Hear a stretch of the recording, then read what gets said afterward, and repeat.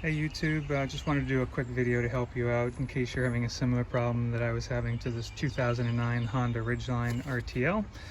Had numerous issues over the years with the check gas cap light showing up on the dash, or the message showing up on the dash. Eventually the check engine light and the VTM4 light would show up on occasion.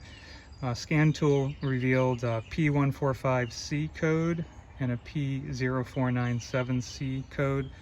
I did change the gas cap, and I probably would suggest you start there. That seemed to help for a little while, but then it came back. Probably a good place to start though.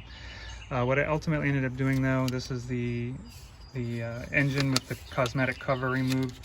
You'll see here, this is the Evap Purge Solenoid. I got it for about $95 maybe online. I'll post a link to where I got it, or a description. But you'll see it goes right back here. And there's a couple of Phillips head screws on the back that for me would be almost impossible to get to. So what I did instead was I undid these two, I believe they're 10mm nuts. First I disconnected the battery, the negative side of the battery, just for good measure.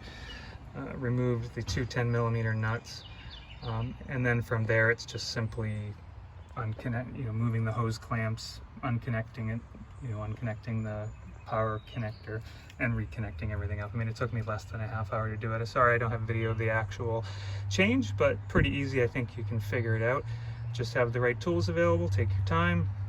And for me, after now about a couple hundred miles and a couple gas tank fills, the issue has gone away. So I hope this helps you out.